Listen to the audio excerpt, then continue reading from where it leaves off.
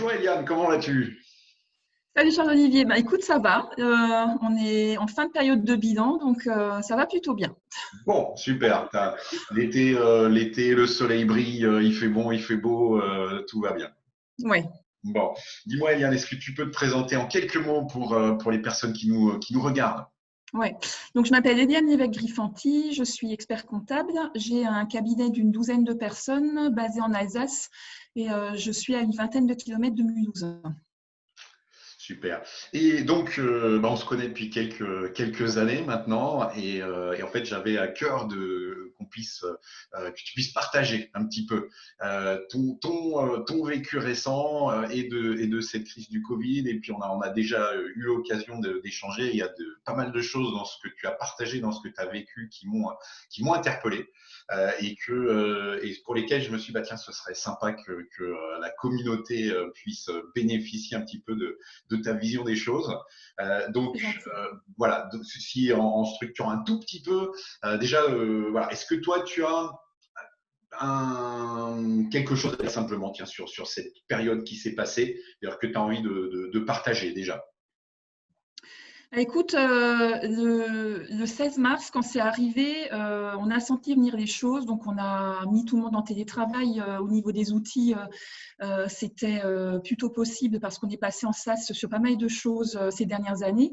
Mais quand je suis rentrée chez moi ce soir, je me suis dit, ben, ça va me permettre de rattraper tout le retard que j'ai pris au niveau administratif, notamment.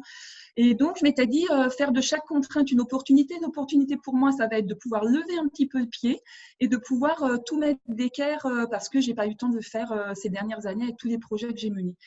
Et en fait, j'ai pas du tout anticipé le tsunami que ce serait, ce truc-là. Donc, mardi matin, quand ça s'est passé, j'ai repris mes petites affaires et puis je suis revenue au bureau toute seule. Et ben, je me suis dit, ça va pas être le moment de rattraper le retard comme je l'avais imaginé, quoi. Mais j'ai dû du coup me pencher sur d'autres sujets et notamment le déploiement de ta solution. Donc, on va dire que ça a été mon opportunité sur cette période-là. D'accord. Est-ce que tu as une leçon apprise du coup suite à tout ça? Voilà, quelque chose que tu retiens, tu dis tiens, j'aimerais partager ça. Euh, je te l'ai expliqué, hein. À partir le mardi et mercredi du confinement, on a énormément communiqué pour accompagner nos clients, mais ça, tout le monde sait le faire, hein. C'était ce qu'on attendait de nous. Ouais. Et à partir du jeudi, j'ai ressenti un besoin différent de ce que je faisais habituellement, c'est-à-dire que j'ai décroché mon téléphone le jeudi matin et j'ai passé 4 jours, 9 heures par jour au téléphone à appeler un client après l'autre. Et mon apprentissage là-dessus, ça a été que les clients, ils avaient surtout besoin de parler, quoi. Et ils n'avaient pas forcément besoin de quelque chose en termes d'accompagnement, mais ils avaient surtout besoin d'avoir le sentiment de ne pas être seuls. Et donc, ça leur a fait du bien. Et moi, ça m'a fait du bien aussi parce qu'on on a pu partager des choses qu'on n'aurait pas partagées en temps normal. On n'aurait pas partagé en temps normal. Et l'étape suivante où je me suis dit je peux être un petit peu différente dans cette période-là, c'est que à partir du premier vendredi, j'ai ressenti le besoin de finir la semaine.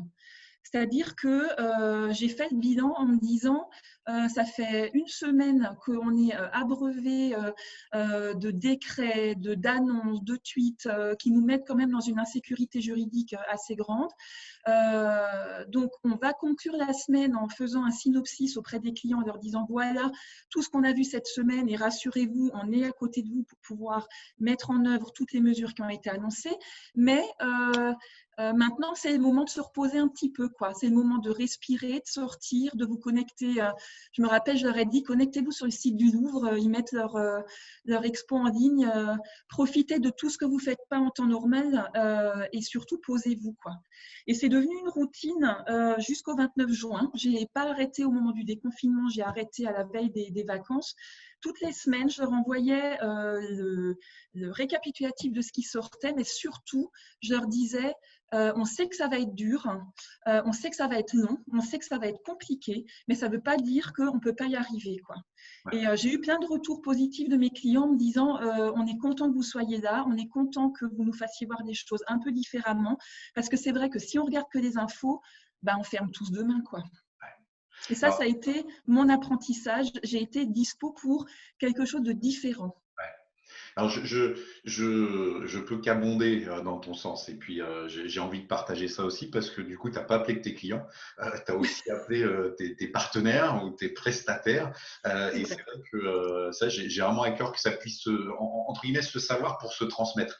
Et puis, ce qu'on disait dans notre échange quand on s'est eu au téléphone, moi, j'ai juste été bluffé. Tu m'appelles, tu me fais Charles-Olivier, comment tu vas? Et j'avoue, Ouais, dans ce sens-là, en général, c'est plutôt, entre guillemets, le fournisseur qui appelle son client. Et là, tu as inversé les choses, en fait, simplement par bienveillance, mais bienveillance qui fait un bien fou. Et finalement, je me suis dit, bah, c'est génial, ça m'a fait du bien, et du coup, je vais répliquer. Et pas dans une intention commerciale, mais dans une intention simplement bah, de faire, de donner du bien autour de moi. Et tu as utilisé ce terme-là quand on s'est reparlé après. Tu m'as dit, et je crois que c'est toi qui m'as dit ça, un sourire en début de journée, par contagion, ça peut être 500 sourires parce c'est que ça.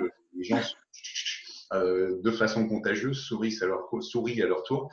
Et ça, voilà. Donc moi, vraiment, je tenais à ce qu'on partage ça parce que c'était unique comme approche et hyper vertueux. Donc merci de ton appel. Mais avec plaisir, avec plaisir. En même temps, tu me connais, je suis un petit peu différente sur ces sujets-là, quoi.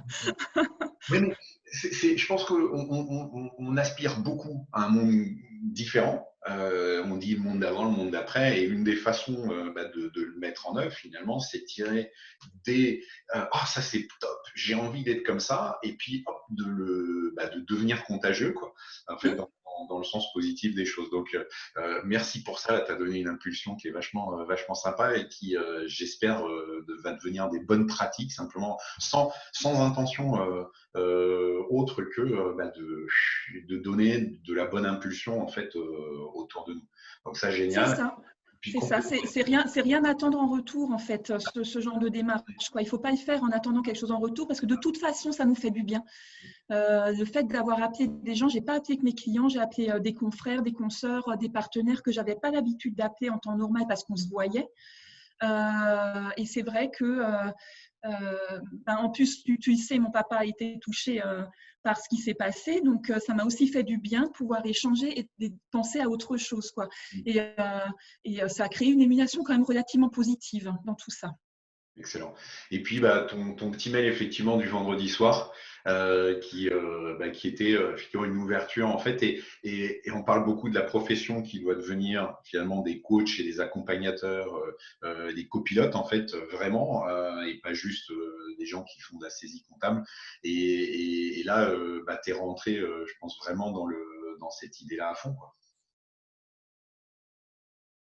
J'ai revu l'interview de Delphine Buisson, c'est quand elle dit qu'il faut qu'on pense aussi à la personne qu'on veut être. Ouais. Donc, c'est important de se positionner aussi sur ce genre de choses parce qu'on parle tous du monde d'après, mais en fait, le monde d'après, c'est un vœu pieux, quoi. C'est chez nous, chacun à notre niveau, qui pouvons faire quelque chose pour changer des petites choses au quotidien qui fera qu'après, ça sera contagieux, comme tu le dis, et que ça changera plus globalement, quoi. La fameuse histoire du colibri hein, qui Exactement. Et ben, j'y pensais il y a 2 minutes, ouais, la fameuse histoire du colibri. C'est une très belle histoire.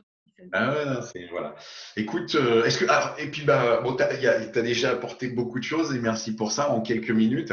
Est-ce que tu aurais une anecdote bah, de ce moment, de ce temps-là à nous partager, de choses qui s'est passé à raconter? Ben, l'anecdote, ça a été que, tu sais, je te connais depuis 2015. J'ai mis un petit peu de temps à prendre ta solution parce que j'avais plein d'autres projets. Comme d'habitude, je suis une hyperactive, donc j'avais plein d'autres sujets à traiter. J'ai signé chez toi, je crois, en 2017. Ouais. Et puis, j'avais décidé de déployer en septembre 2019. Et puis, comme d'habitude, plein d'autres choses se mettent sur ma route et je ne le fais pas. Et finalement, en 5 jours, tout a été déployé. Donc, comme quoi, quand on veut, on peut. Quand Et, on veut, on peut. et c'est vrai que bah, du coup, ça fait partie de nos anecdotes à nous. C'est vrai que en fait, nos clients ont déployé comme jamais. Ah Et, ben oui, ouais, et là où, ah bah oui, mais il faudrait que, bah non, en fait, la nécessité a déclenché en fait des mises en œuvre. Alors, il y a une équation.